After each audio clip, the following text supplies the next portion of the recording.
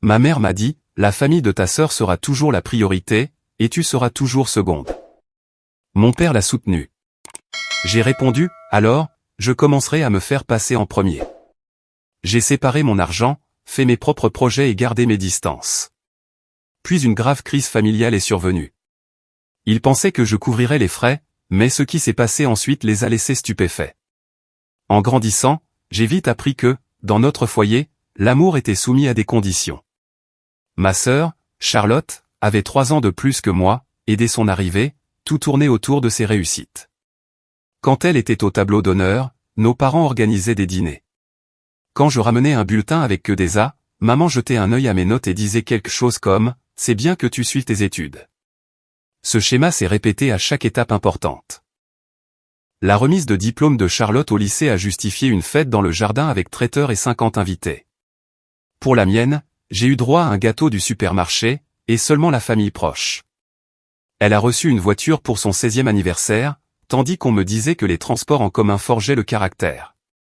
Il ne s'agissait pas d'incidents isolés, mais plutôt des fils d'une tapisserie qui définissait clairement ma place dans la hiérarchie familiale. J'ai obtenu mon diplôme du State College, avec mention en finance. Mes études ont été financées en grande partie par des bourses, et par des emplois à temps partiel dans 3 restaurants différents. Mes parents ont contribué comme ils le pouvaient, ce qui n'était pas grand-chose après avoir aidé Charlotte pour son mariage 2 ans plus tôt. Ce mariage avait coûté 40 000 €, une somme qui me retourne encore l'estomac quand je pense à la robe de créateur et à l'enterrement de vie de jeune fille à l'étranger.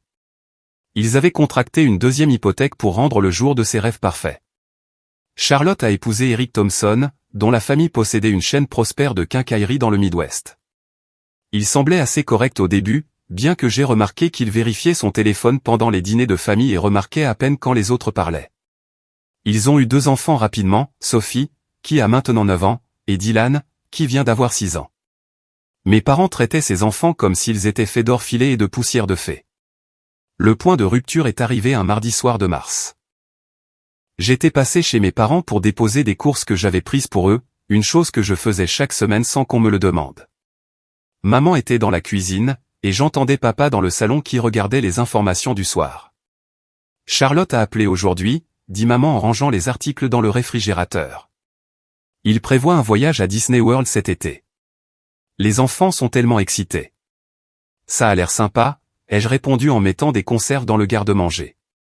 Elle se tourna alors vers moi, son expression, une que j'avais vue d'innombrables fois.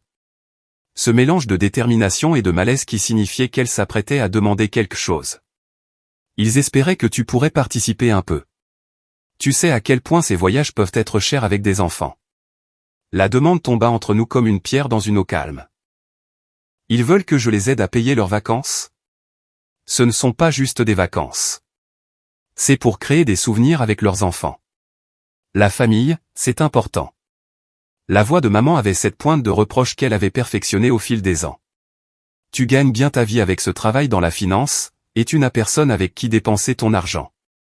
Les mots piquaient, précisément parce qu'ils étaient destinés à le faire. Mon célibat était devenu une autre façon pour moi d'échouer à être à la hauteur. Une autre déception à ajouter à la collection. J'étais beaucoup sorti au fil des ans, mais rien n'avait fonctionné à long terme. Et honnêtement, observer le mariage de Charlotte m'avait rendu prudente à l'idée de m'engager. Je ne paierai pas pour leurs vacances, maman. Ils ont tous les deux un travail. Elle ferma la porte du réfrigérateur plus fort que nécessaire. C'est exactement de ça que je parle. Charlotte a toujours été là pour cette famille. Elle nous a donné des petits-enfants. Elle nous inclut dans tout. Toi, tu te tiens à l'écart, enfermé dans cet appartement en ville comme si tu étais trop bien pour nous. Je t'ai acheté des courses aujourd'hui, dis-je doucement. J'étais ici la semaine dernière pour réparer l'ordinateur de papa. J'ai envoyé de l'argent pour l'anniversaire de Dylan le mois dernier. Des broutilles, rejeta-t-elle. Ta sœur a besoin d'un vrai soutien. Elle a une famille à charge. Papa entra alors dans la cuisine, et maman se tourna immédiatement vers lui. Dis-lui. Dis-lui à quel point elle est égoïste. Il avait l'air fatigué, plus vieux que ses 62 ans. Ta mère a raison. La famille de ta sœur sera toujours la priorité, et tu seras toujours seconde. C'est comme ça. Charlotte a des responsabilités. Des gens qui dépendent d'elle. La pièce devint très silencieuse. J'avais soupçonné cette vérité toute ma vie, je l'avais ressentie à travers 1000 petites blessures et oublis, mais l'entendre énoncer si clairement, c'était comme si quelqu'un avait plongé la main dans ma poitrine pour la serrer. L'horloge du grand-père dans le couloir faisait un tic-tac bruyant dans le silence. Alors, je commencerai à me faire passer en premier, dis-je, ma voix remarquablement stable compte tenu du fait que mes mains tremblaient, puisque c'est apparemment la seule personne qui le fera. J'ai laissé les courses et je suis sorti. Maman m'a appelé, mais je ne me suis pas arrêté. L'air printanier semblait vif et pur après l'atmosphère étouffante de cette cuisine. J'ai conduit jusqu'à chez moi, hébété, mon esprit ressassant des décennies de souvenirs, les réexaminant à travers ce nouveau prisme de favoritisme reconnu. Cette nuit-là, j'ai pris des décisions qui allaient tout changer. J'ai ouvert mon ordinateur portable et j'ai commencé à examiner mes finances avec une précision froide que mon travail m'avait enseignée. Je complétais les revenus de mes parents depuis des années, envoyant de l'argent pour les impôts fonciers, les réparations de voitures et les factures médicales. Des centaines par-ci, des milliers par-là, tout cela s'additionnant pour représenter une part substantielle de mon salaire, consacrée à maintenir leur foyer à flot. Je contribuais également à des fonds d'études que j'avais créés pour Sophie et Dylan, déposant 200 € par mois sur des comptes dont Charlotte ignorait même l'existence. J'avais prévu de lui faire la surprise pour leurs 18 ans, imaginant sa gratitude et, peut-être enfin, une certaine reconnaissance de ma valeur en tant que tante et sœur. J'ai fermé ces comptes le lendemain matin. Le total s'élevait à près de 18 000 €, que j'ai transféré sur mon propre fonds de retraite. Chaque paiement automatique à mes parents fut annulé. J'ai appelé ma banque et ouvert un nouveau compte courant, y transférant tout sauf ce dont j'avais besoin pour les factures immédiates. Ensuite, j'ai appelé mon propriétaire et j'ai rompu le bail de mon modeste appartement d'une chambre en ville. Jennifer, du travail, m'avait dit qu'une de ses amies louait un condo de l'autre côté de la ville, un magnifique 2 pièces avec des baies vitrées et une vue sur la rivière. Je l'avais toujours écarté comme étant trop cher, trop indulgent pour quelqu'un qui devrait aider sa famille. J'ai appelé cet après-midi-là et j'ai signé le bail le lundi suivant. Le silence radio de ma famille a duré exactement 5 jours. Puis Charlotte a appelé, la voix tendue par une colère à peine contenue. « Maman dit que tu refuses d'aider pour notre voyage à Disney. » « Je ne refuse rien, » ai-je répondu, en remuant du sucre dans mon café, dans ma nouvelle cuisine avec ses comptoirs en granit et ses appareils en acier inoxydable.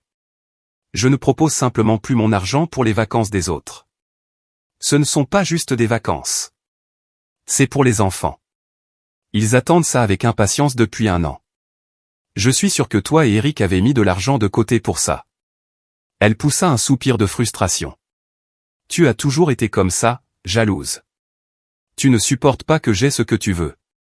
L'accusation était si absurde que j'ai failli rire. Charlotte, j'espère sincèrement que vous passerez un merveilleux voyage. Je ne le finance juste pas, c'est à cause de ce que maman a dit, n'est-ce pas? Elle m'a dit que tu avais piqué une crise et que tu étais parti en claquant la porte.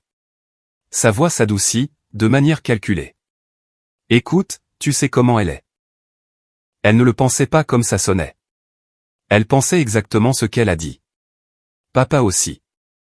Et honnêtement, ça a clarifié les choses pour moi. J'entendais la voix d'Eric en arrière-plan, posant des questions. Charlotte le fit taire. Très bien, sois égoïste. Mais ne viens pas pleurer chez nous quand tu seras vieille et seule, et que tu réaliseras que la famille est tout ce qui compte. Elle raccrocha avant que je puisse répondre, ce qui était probablement mieux ainsi.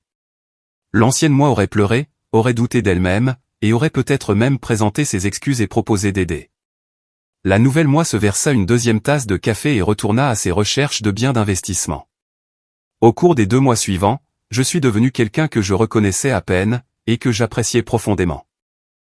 J'ai acheté de nouveaux vêtements qui m'allaient vraiment, au lieu de porter des choses jusqu'à ce qu'elles tombent en lambeaux. Je me suis inscrite à une salle de sport avec une piscine et j'ai commencé à nager 3 matins par semaine. J'ai engagé un architecte d'intérieur pour m'aider à meubler le condo, créant un espace qui me ressemblait indéniablement. La transformation n'était pas seulement extérieure. J'ai commencé une thérapie avec le docteur Patricia Morrison, recommandée par Jennifer, spécialisée dans les dynamiques familiales et les traumatismes de l'enfance. Lors de notre 3e séance, elle m'a demandé de décrire un souvenir d'enfance heureux. Je suis resté assise pendant 5 minutes entières, incapable d'en trouver un qui n'ait pas une ombre attachée. La fois où nous sommes allés à la foire et où j'ai gagné un ours en peluche géant au lancer d'anneaux, Seulement pour que Charlotte le réclame et que maman m'oblige à le lui donner. Mon exposition scientifique de 4e, où j'ai terminé 2e au concours régional, mais personne n'est venu parce que Charlotte avait un récital de piano le même jour. L'été où j'ai appris à faire du vélo toute seule, parce que papa était trop occupé à apprendre à Charlotte à conduire. Chaque bonne chose a une réserve, dis-je au docteur Morrison. Chaque réussite a un astérisque. Elle se pencha en avant sur sa chaise. À quoi ressemblerait votre vie si vous supprimiez ces astérisques? Si vous vous autorisiez à célébrer sans attendre que quelqu'un le dévalorise? La question m'a hanté pendant des semaines.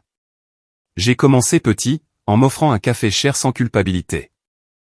En achetant des billets de concert pour voir un artiste que j'aimais sans vérifier si quelqu'un voulait venir avec moi. En disant non aux obligations sociales qui me semblaient épuisantes. Chaque petit acte d'auto-priorisation me semblait révolutionnaire. Mon compte en banque a grossi d'une manière que je n'aurais pas cru possible.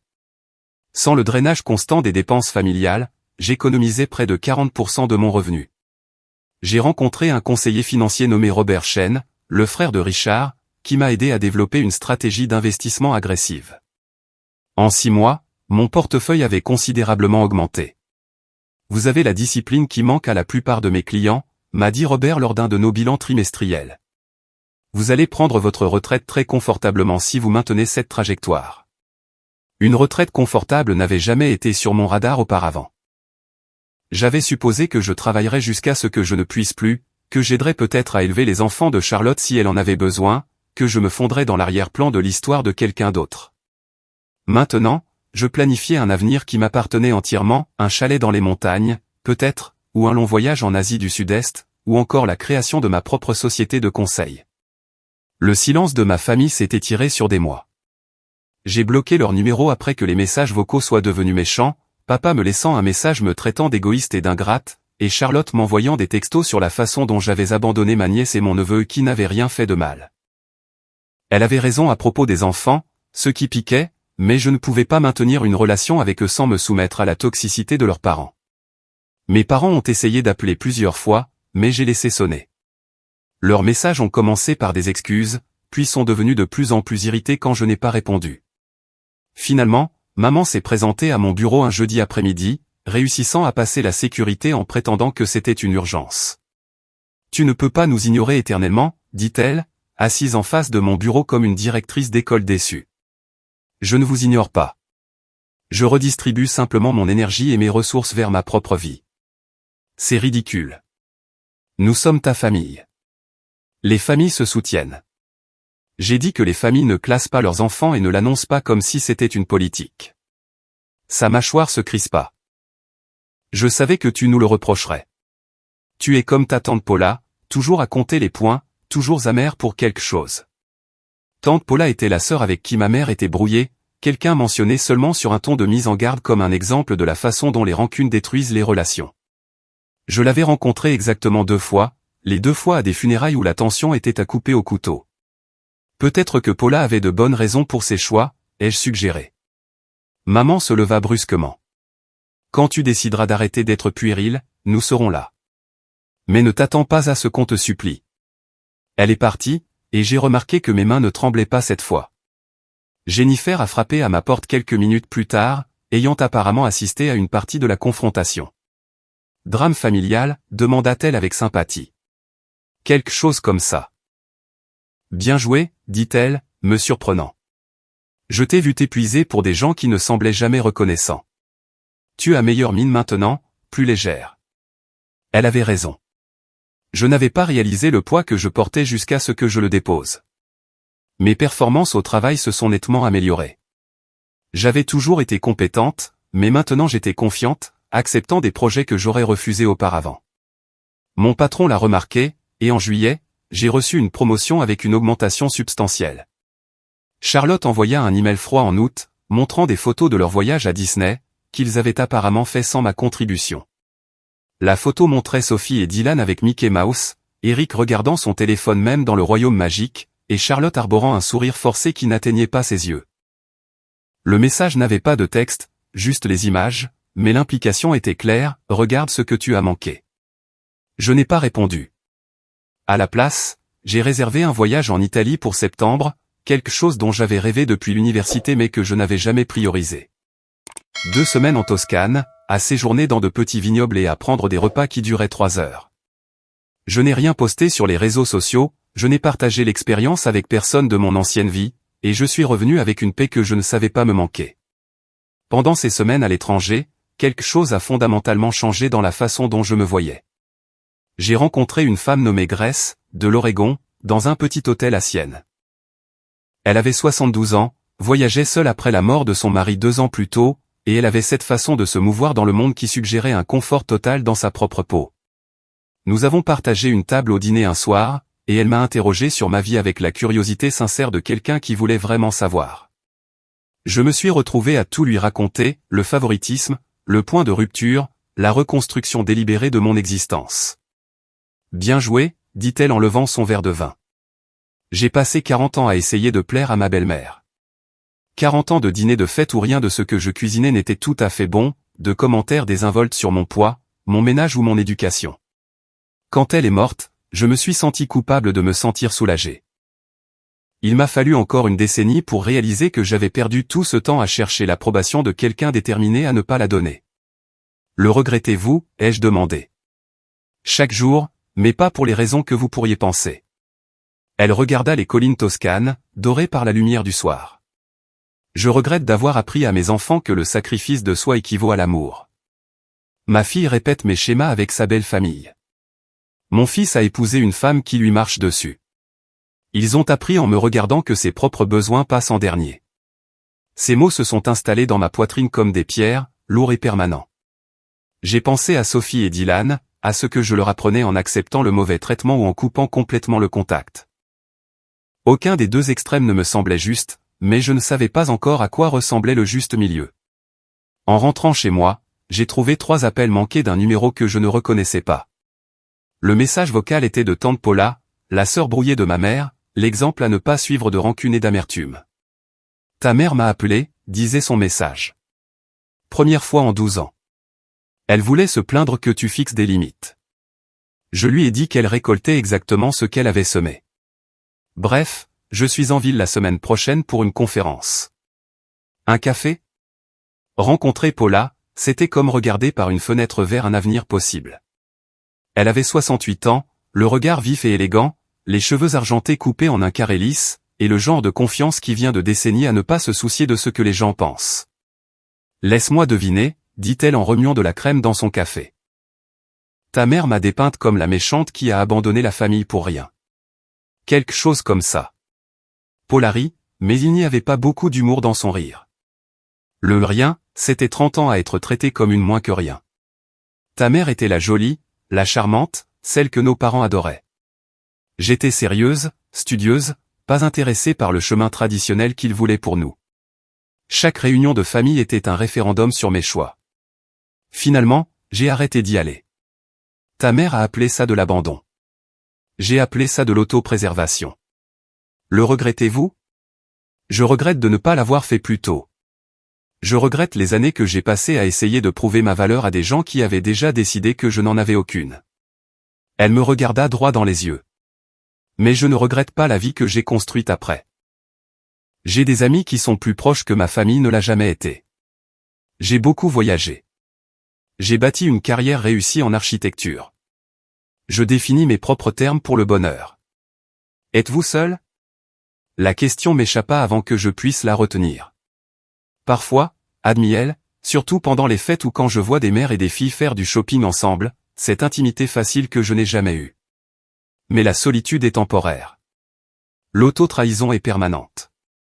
Chaque fois que vous sacrifiez votre dignité pour le confort de quelqu'un d'autre, vous perdez un morceau de vous-même que vous ne pourrez jamais récupérer.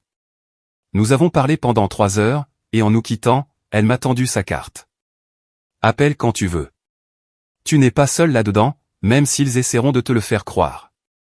Cette conversation a changé quelque chose de fondamental dans mon approche. Je ne coupais pas les ponts avec ma famille pour toujours. J'attendais qu'ils me rejoignent sur une nouvelle base de respect. S'ils ne le faisaient jamais, c'était leur choix. Mais je ne me compromettrais pas pour leur faciliter les choses. Le travail est devenu mon sanctuaire et mon terrain d'essai. J'ai pris en charge une fusion de clients de haut niveau que tout le monde au bureau considérait comme trop compliqué, trop risqué.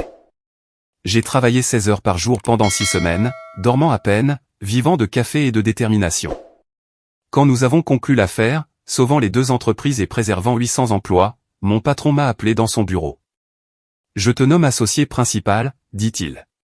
Tu l'as mérité 10 fois. » La promotion s'accompagnait d'un bureau d'angle, d'une augmentation substantielle, et du genre de validation professionnelle que je n'avais jamais osé espérer. Jennifer organisa un dîner de célébration avec notre équipe. Et en regardant autour de la table ces personnes qui respectaient mes capacités et appréciaient mes contributions, j'ai ressenti quelque chose que j'avais cherché toute ma vie, un sentiment d'appartenance, sans condition. La crise est survenue en octobre, sous la forme d'un appel frénétique de Charlotte auquel j'ai failli ne pas répondre. J'étais à la salle de sport, je venais de finir mes longueurs, et mon téléphone vibrait dans mon casier. Quelque chose m'a poussé à vérifier. Peut-être la curiosité, peut-être une habitude résiduelle d'années à être de garde pour les urgences familiales. « Tu dois rentrer tout de suite », dit Charlotte sans préambule, la voix rauque. « C'est Sophie. » Mon estomac se serra. Quels que soient nos problèmes, ces enfants étaient innocents dans tout ça. Que s'est-il passé? Elle s'est effondrée à l'école. Ils font des tests. C'est sérieux. Elle pleurait maintenant, de profonds sanglots qui venaient d'une peur réelle. Il pense que c'est peut-être son cœur. J'étais dans ma voiture en quelques minutes, encore en tenue de sport, conduisant les 40 minutes jusqu'à l'hôpital où ma famille s'était réunie. Je les ai trouvés dans une salle d'attente privée, maman, papa, Charlotte et Eric, qui pour une fois ne regardait pas son téléphone mais fixait le mur avec des yeux vides. Charlotte me vit et se précipita immédiatement. « Dieu merci, tu es là. Ils disent qu'elle a besoin d'une opération, peut-être plus d'une. L'assurance couvrira une partie, mais il y a tellement de choses qu'ils ne paieront pas. La franchise seule est de 20 000 €. La compréhension se fit jour, froide et claire. Vous avez besoin d'argent. Nous ne l'avons pas, dit Eric, s'adressant directement à moi pour ce qui semblait être la première fois. Les affaires ont été lentes. Nous avons refinancé la maison l'année dernière pour des rénovations. Nous sommes à sec. Maman s'avança. C'est la famille. C'est dans ces moments-là qu'on se rassemble. J'ai regardé ma sœur. Je l'ai vraiment regardée. Les vêtements de marque avaient disparu, remplacés par un jean froissé et un vieux pull. Ses cheveux méchés montraient des racines sombres, et ses ongles manucurés étaient rongés. Le voyage à Disney et la façade de prospérité avaient apparemment été leur dernier barreau d'honneur avant que la réalité financière ne les rattrape. « De combien avez-vous besoin au total ?» ai-je demandé. Le visage de Charlotte fut inondé de soulagement. 50 000 couvriraient tout, l'opération, la convalescence, les traitements de suivi. Je sais que c'est beaucoup, mais tu t'en sors si bien maintenant, et Sophie est ta nièce, et... Je devrais parler à mon conseiller financier, l'interrompis-je, et à mon avocat. Son expression passa du soulagement à la confusion. Ton avocat? Pourquoi? Parce que 50 000 € est une somme importante, et je veux m'assurer que tout est correctement documenté. Documenté? La voix de mon père était sèche. C'est la vie de ta nièce, pas une transaction commerciale. Tout ce qui implique de grosses sommes d'argent est une transaction commerciale, ai-je répondu calmement. Je l'ai appris en finance. J'aiderai, mais il y aura des conditions. La pièce devint silencieuse, à l'exception du bourdonnement des néons et du bip lointain des machines de l'hôpital. Eric retrouva sa voix le premier. Quel genre de conditions? Nous en discuterons après l'opération de Sophie. Concentrez-vous sur elle pour l'instant. Je couvrirai les frais immédiats. J'ai sorti mon téléphone et j'ai appelé ma banque, organisant un virement au service de facturation de l'hôpital. Cela a pris 10 minutes, et ma famille a regardé en silence stupéfait pendant que je parlais de chiffres et d'informations de compte avec une aisance professionnelle. Quand j'ai raccroché, Charlotte m'a attrapé le bras. Merci. Merci beaucoup. Je suis désolé pour tout. Je te rembourserai, je le jure. Nous en parlerons plus tard. Puis-je la voir? Sophie était en soins intensifs pédiatriques, petite et pâle contre les draps blancs, branchée à des moniteurs qui suivaient chaque battement de son cœur. Elle réussit un faible sourire en me voyant. « Tante Vivian, dit-elle doucement. Maman a dit que tu ne viendrais peut-être pas. » Les mots furent un couteau entre mes côtes, mais j'ai continué à sourire. Bien sûr que je suis venu. Je viendrai toujours pour toi et ton frère. Est-ce que je vais mourir? Non, ma chérie. Tu vas avoir une opération, et ça va régler le problème, et ensuite tu vas redevenir forte. Elle semblait rassurée, ce qui était une bonne chose car je tenais à peine le coup. Je suis resté jusqu'à la fin des heures de visite, puis je suis rentré à mon condo et je me suis permis de craquer en privé. J'ai pleuré pour cette petite fille, pour les années que j'avais perdues à essayer de mériter un amour qui aurait dû être donné librement, pour l'avenir que j'étais sur le point de remodeler. Le lendemain matin, j'ai appelé Richard Chen, un avocat avec qui j'avais travaillé sur plusieurs dossiers de clients. J'ai expliqué la situation, et il a écouté sans interrompre. Vous voulez aider, mais vous voulez une protection, a-t-il résumé. Je veux les quitter. Je veux la reconnaissance. Je veux une dynamique familiale qui ne me traite pas comme un distributeur de billets qui devient parfois émotif. Je peux rédiger quelque chose. Ce ne sera pas joli, et ils n'aimeront pas ça. Ça ne fait rien. Ils ont fait beaucoup de choix que je n'ai pas aimés. L'opération de Sophie a eu lieu 2 jours plus tard. Ce fut un succès, Dieu merci, bien qu'elle aurait besoin de soins de suivi approfondis et de médicaments pour le reste de sa vie. Le cardiologue expliqua qu'elle était née avec une malformation qui s'était finalement manifestée, quelque chose qui aurait pu être fatal si elle n'avait pas été traitée. Le coût total après assurance s'élevait à 63 000 €, et non 50 000. J'ai tout payé. Puis j'ai demandé à Richard de rédiger les documents. Nous nous sommes rencontrés chez mes parents une semaine après le retour de Sophie à la maison. Tout le monde était là, et l'atmosphère était festive jusqu'à ce que Richard entre derrière moi, portant sa mallette. Que se passe-t-il? Demanda Eric, immédiatement sur la défensive. Je voulais discuter du prêt, dis-je, en prenant place à la table de la salle à manger où nous avions eu d'innombrables repas de famille. Prêt? La voix de Charlotte était faible. Tu as dit que tu aiderais. J'ai aidé. J'ai payé 63 000 € pour les soins médicaux de votre fille. Maintenant, nous devons discuter des conditions de remboursement. Richard ouvrit sa mallette et sortit plusieurs documents. J'ai préparé un accord de prêt avec un taux d'intérêt raisonnable et un plan de paiement s'étalant sur 10 ans. Il y a aussi quelques stipulations supplémentaires. Maman laissa échapper un son d'incrédulité. Tu fais payer des intérêts à ta propre sœur? Le taux d'intérêt est de 2% inférieur à celui du marché, dit doucement Richard. Assez généreux pour un prêt personnel non garanti de cette taille. Quelle stipulation? Demanda papa, le visage rougeau. J'avais répété cette partie. Premièrement, Charlotte et Eric fourniront des relevés financiers mensuels prouvant qu'ils effectuent les paiements.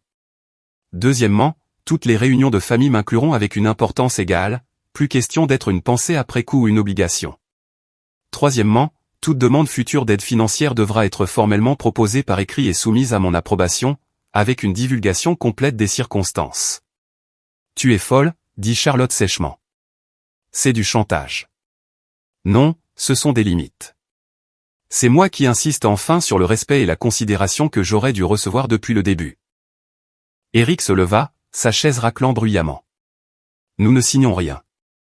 Tu peux nous poursuivre en justice si tu veux récupérer ton argent. Je pourrais, acquiescer-je.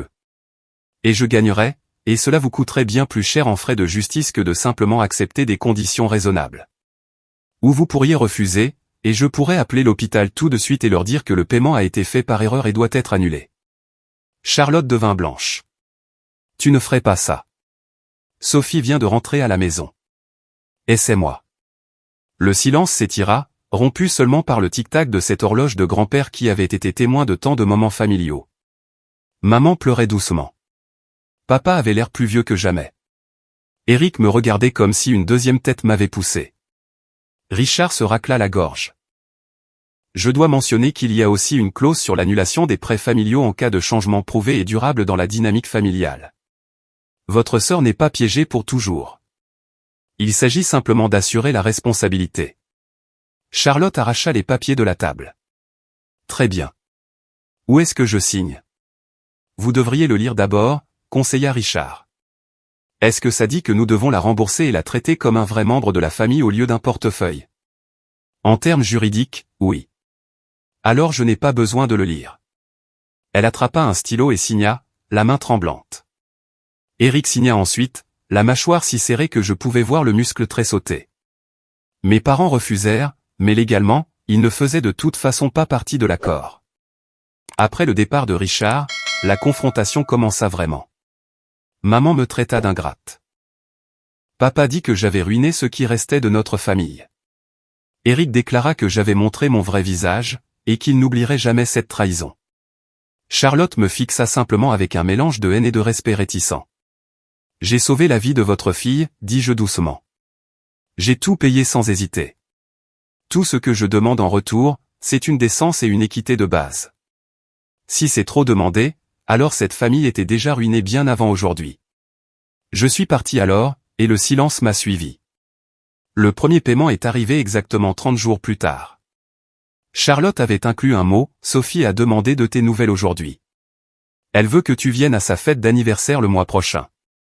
J'y suis allé. C'était une petite fête dans leur jardin, juste la famille et quelques amis d'école de Sophie. Charlotte était cordiale mais distante. Eric m'évitait complètement. Mes parents sont arrivés en retard et sont partis tôt. Mais Sophie m'a serré fort dans ses bras et m'a murmuré « Merci de m'avoir aidé à guérir ». Ça valait tout le reste. En regardant Sophie souffler ses bougies, entourée d'amis qui rigolaient et de la normalité d'une fête d'anniversaire d'enfant, j'ai senti le poids de ce qui avait failli être perdu. Charlotte me surprit en train de la regarder et s'approcha, tenant 2 parts de gâteau. Elle a insisté pour du chocolat avec un fourrage à la framboise, dit Charlotte en me tendant une assiette. Apparemment, c'est ton préféré. Je ne savais même pas ça de toi. Tu n'as jamais demandé. L'observation flotta entre nous. Pas accusatrice, mais factuelle. Le visage de Charlotte exprima quelque chose de compliqué. La honte, la reconnaissance, le regret, défilant en succession rapide. J'apprends que je ne sais pas grand-chose de toi, en fait, dit-elle doucement. Je connaissais la version de toi qui existait par rapport à moi. La sœur qui aiderait quand je demandais, qui se montrerait quand on l'appelait, qui se fondrait dans le décor quand je n'avais besoin de rien. Mais toi en tant que personne, tes goûts et tes aversions, tes rêves, ce qui te fait rire? Elle secoua la tête. Je n'ai jamais pris la peine d'apprendre. Dylan accourut alors, tirant sur ma manche. Tu veux jouer au foot avec moi? Personne d'autre ne veut. J'ai passé l'heure suivante dans le jardin à taper dans un ballon avec mon neveu, le laissant me montrer ses figures et célébrant ses buts avec un enthousiasme sincère. C'était un enfant adorable, sensible et désireux de plaire, d'une manière qui me rappelait, non sans un certain malaise, la personne que j'étais plus jeune. Quand il a marqué un but contre moi et s'est immédiatement excusé d'avoir gagné, quelque chose s'est fissuré en moi. Ne t'excuse pas d'être bon à quelque chose, lui ai-je dit. Tu as mérité ce but. Sois en fier. Il me regarda avec ses grands yeux de 6 ans. Maman dit que c'est mal d'être trop fier. Il y a une différence entre l'arrogance et la reconnaissance de sa propre valeur. Tu as le droit d'être heureux de tes réussites. Après la fête, Eric s'est approché de moi alors que je m'apprêtais à partir. Son mur d'indifférence habituel était fissuré, et il semblait épuisé d'une manière profonde qui allait au-delà de la fatigue physique. Charlotte est différente depuis l'opération, dit-il sans préambule. Plus silencieuse. Elle pleure beaucoup quand elle pense que personne ne la regarde. Elle n'arrête pas de dire qu'elle a failli tout perdre. Elle a failli perdre Sophie. Ça aussi. Mais je pense qu'elle réalise qu'elle t'a déjà perdu il y a des années, et qu'elle ne l'a juste jamais remarqué. Il se frotta le visage. J'ai été un terrible beau-frère. Je ne voulais pas m'impliquer dans les drames familiaux, alors je me suis simplement mis en retrait, laissant Charlotte tout gérer en ce qui vous concernait, toi et tes parents. Mais cela signifie que j'ai cautionné beaucoup de comportements que j'aurais dû remettre en question. L'excuse me prit par surprise. Pourquoi me dis-tu ça? Parce que Sophie parle de toi constamment. Parce que Dylan s'illumine quand tu es là. Parce que je vois comment tu as géré toute cette situation. Juste, ferme, mais finalement bienveillante, et ça m'a fait réfléchir à la façon dont j'ai géré les choses dans ma propre famille. Il fit une pause. Mes parents avaient une dynamique similaire avec ma sœur. Ils ont toujours priorisé ses besoins, ses drames, ses exigences. J'ai vu ma sœur devenir capricieuse et mes parents s'épuiser. J'ai juré que je ne recréerais pas ce schéma avec mes propres enfants. Mais tu le recrées, juste d'une manière différente. Il hocha lentement la tête. Ouais. En modélisant un mariage où le dysfonctionnement familial d'une personne est ignoré au lieu d'être traité. Tu apprends à mes enfants quelque chose d'important, que les limites ne sont pas cruelles. Elles sont nécessaires. Je veux qu'ils apprennent cette leçon mieux que moi. Ces conversations, ces lueurs de réflexion et de croissance réelle, firent que le contrat ressemble à moins à une vengeance et plus à un catalyseur. Je ne punissais pas ma famille, je forçais la responsabilisation dans le seul langage qui semblait pouvoir percer des années de schémas établis. Les mois qui suivirent furent étranges. Les paiements arrivaient régulièrement, jamais en retard. Charlotte commença à m'envoyer des emails sur les activités des enfants, les événements scolaires et les petites étapes. Le ton était formel, rien à voir avec la communication fraternelle et décontractée que j'avais autrefois imaginé que nous pourrions avoir, mais c'était de la communication, néanmoins. Maman a fini par appeler, la voix soigneusement neutre, pour m'inviter à Thanksgiving. Charlotte sera là. Les enfants veulent te voir. Nous avons pensé que ce serait bien d'être ensemble. Serais-je traité comme un membre égal de cette famille? Une longue pause. Oui. Thanksgiving fut gênant. Tout le monde était trop poli. Mais Dylan m'a montré ses cartes Pokémon, et Sophie a voulu s'asseoir à côté de moi au dîner. Nous avons fait un tour de table pour dire ce pourquoi nous étions reconnaissants. Quand ce fut le tour de Charlotte, elle me regarda droit dans les yeux. Je suis reconnaissante que ma sœur ait été là quand nous en avions le plus besoin, dit-elle, les yeux humides, même si nous ne le méritions pas. Ce n'était pas le pardon, exactement. Ce n'était pas la réconciliation ou un retour à la normale, parce que la normale était brisée depuis le début. Mais c'était honnête. Et l'honnêteté était quelque chose que nous n'avions jamais vraiment eu auparavant. Eric m'a prise à part après le dîner, pendant que tout le monde regardait le football. Les affaires reprennent. Nous aurons remboursé ça plus tôt que prévu. C'est une bonne chose. Je comprends pourquoi tu l'as fait, dit-il brusquement. Le contrat, les conditions, tout. Charlotte m'a tout raconté, comment ils t'ont traité en grandissant, ce que tes parents ont dit. J'aurais fait la même chose. Vraiment? Il hocha la tête. Une famille ne devrait pas être à sens unique. Mon père me l'a appris. Il disait, la mesure de toute relation est de savoir si les deux personnes se sentent valorisées. Si quelqu'un donne toujours et ne reçoit jamais, ce n'est pas de l'amour, c'est de l'exploitation. Je n'avais jamais eu de vraie conversation avec Eric auparavant, et ce moment inattendu de compréhension me prit par surprise. Merci de dire ça. Noël fut meilleur. Sophie reprenait des forces de jour en jour, ses couleurs revenant et son énergie se reconstituant. Elle voulait tout me montrer, sa chambre, ses jouets, ses dessins de l'école. Dylan nous suivait partout comme un petit chien, désespéré d'attirer l'attention de la tante qui avait été largement absente de sa vie. Charlotte m'a coincé dans la cuisine pendant que j'aidais à faire la vaisselle. Je suis désolée, dit-elle brusquement. Pour tout. D'avoir été aveugle à la façon dont maman et papa te traitaient. D'avoir profité de toi. D'avoir supposé que tu serais toujours là, quoi qu'il arrive. Pourquoi maintenant, ai-je demandé. Parce que faillir perdre Sophie m'a fait réaliser ce qui compte vraiment. Et te voir partir m'a fait comprendre que les gens ont des limites. Elle essuya ses yeux. J'ai toujours su qu'ils me favorisaient. Je me disais que ce n'était pas de ma faute, que je ne l'avais pas demandé, mais j'en ai profité. Et je n'ai jamais pris ta défense. Non, tu ne l'as pas fait. Je suis désolé, répéta T.L. Je ne peux pas réparer le passé, mais j'essaie de faire mieux maintenant. Les enfants t'adorent. Ils parlent de toi constamment. Sophie veut être comme toi quand elle sera grande. Cela me frappa plus fort que toute la colère ou le ressentiment. Comme moi? Comment ça? Forte, indépendante, quelqu'un qui connaît sa valeur. Charlotte sourit tristement. Elle a dit que tu lui avais sauvé la vie 2 fois. Une fois en payant pour l'opération, et une fois en lui apprenant qu'il est acceptable de se défendre, même quand les gens n'aiment pas ça. Le prêt fut remboursé en 7 ans, et non en 10. Charlotte et Eric trouvèrent tous deux de meilleurs emplois, déménagèrent dans une maison plus petite et vécurent plus modestement qu'auparavant. Ils m'inclurent dans tout, anniversaire, événements scolaires, dîner décontracté du dimanche. Mes parents eurent du mal avec la nouvelle dynamique, mais s'adaptèrent progressivement quand ils réalisèrent que j'étais sérieuse quant au maintien des limites. Papa s'excusa le premier, pour mon anniversaire, 2 ans après l'opération de Sophie. J'ai eu tort, dit-il simplement. J'ai laissé ta mère dicter la façon dont nous vous traitions, les filles, et je me suis convaincu qu'il était plus facile de maintenir la paix. Mais ce n'était pas la paix, c'était l'injustice. Les excuses de maman vinrent plus tard, et furent plus compliquées. Elle ne pouvait pas tout à fait admettre qu'elle avait eu tort, mais elle reconnut que les choses devaient changer.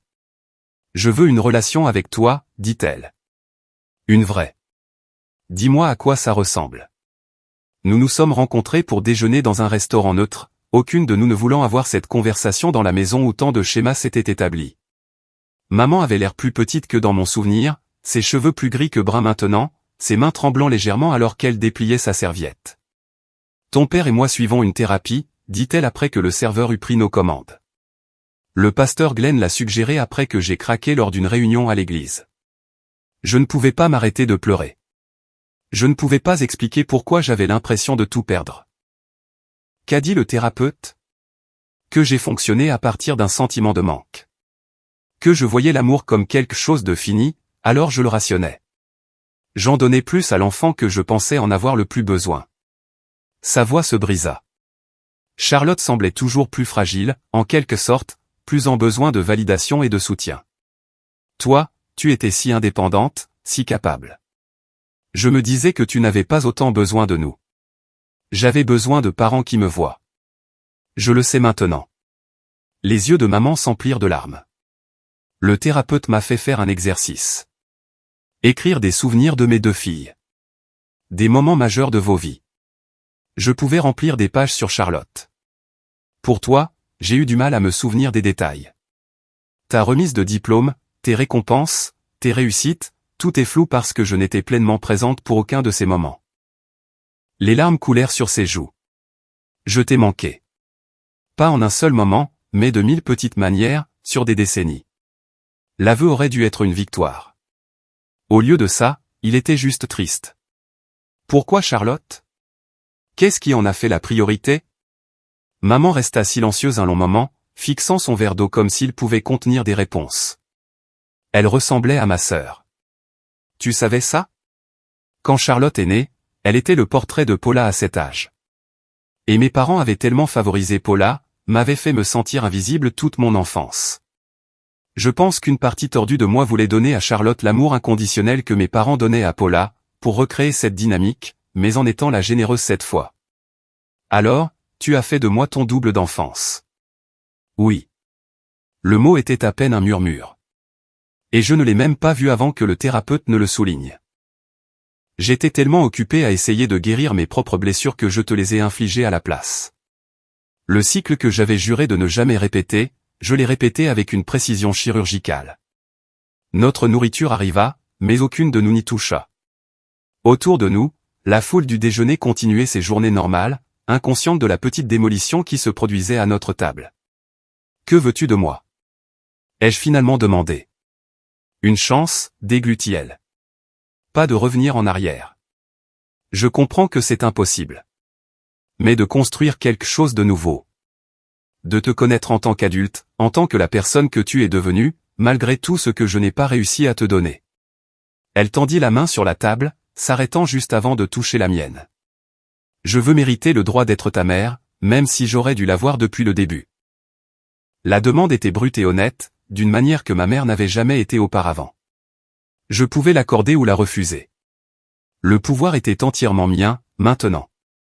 L'ancienne moi aurait capitulé immédiatement, reconnaissante de la moindre miette d'attention. La nouvelle moi prit son temps pour réfléchir. Ce ne sera pas facile, dis-je. J'ai des années de ressentiment et de blessures qui ne disparaîtront pas parce que tu as eu quelques séances de thérapie. Il faudra que tu supportes ma colère parfois, que tu entendes des choses inconfortables, qui te mettent sur la défensive. Et tu ne pourras pas te fermer ou ramener ça à tes sentiments quand j'exprime les miens. Je comprends. Et papa, est-il prêt à faire ce travail aussi? Elle hocha la tête. Il a honte. C'est plus difficile pour lui de l'articuler, mais oui, il veut essayer.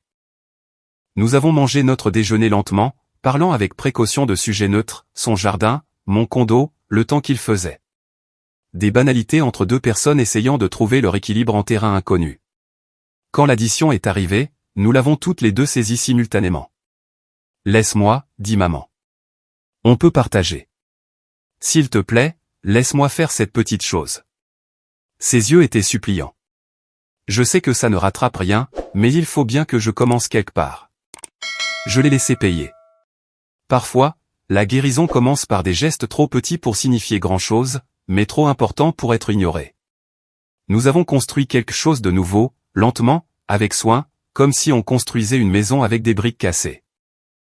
Ce n'était pas la famille avec laquelle j'avais grandi, mais c'était mieux, plus honnête, plus équilibré, plus disposé à reconnaître quand les choses allaient mal. Sophie a 16 ans maintenant, en bonne santé et forte, elle parle d'université et de carrière en médecine. Dylan a 13 ans et vient d'être au tableau d'honneur pour la première fois. Charlotte et moi parlons régulièrement, de vraies conversations sur de vraies choses. Eric et moi sommes cordiaux, et parfois chaleureux. Mes parents sont plus âgés, plus doux, plus conscients de leur mortalité et de leurs erreurs. Les documents du prêt sont encadrés dans mon bureau à la maison, un rappel que parfois, l'amour nécessite des contrats. Que parfois, la famille signifie tracer des lignes dans le sable. Et que se choisir soi-même n'est pas égoïste, c'est de la survie. Les gens me demandent si je regrette la façon dont j'ai géré les choses. Si j'aurais aimé être plus indulgente ou compréhensive. Non. Ce contrat n'a pas seulement sauvé la vie de Sophie ou restructuré nos finances familiales. Il m'a sauvé moi, mon respect de moi-même, mon autonomie, mon droit d'être traité comme un être humain égal, méritant considération et soin. Le mois dernier, Charlotte a appelé au sujet de l'été prochain. Les enfants veulent faire un voyage qui a du sens. Ils ont demandé si tu viendrais avec nous. Où ça? En Italie. Ils veulent voir les endroits dont tu as parlé. Elle fit une pause. Nous aimerions que tu sois là en tant que famille, en tant que l'héroïne de Sophie, en tant que notre sœur et notre tante. Pas en tant que chéquier. Je suis allé à ma fenêtre, j'ai regardé la vue sur la rivière, une vue que j'avais autrefois jugée trop indulgente, et j'ai souri. J'adorerais. Parce que c'est à ça que ressemble une vraie famille. Pas à des exigences, des attentes ou des hiérarchies d'importance, juste un désir sincère de la compagnie de l'autre, librement donné et reçu avec gratitude. Il a fallu une crise, un contrat et beaucoup de douleur pour en arriver là. Mais nous y sommes parvenus. Pas en revenant là où nous avions commencé, mais en avançant vers quelque chose de meilleur. Et j'ai appris que, parfois, se faire passer en premier ne signifie pas laisser sa famille derrière. Parfois, cela signifie leur apprendre comment vous traiter.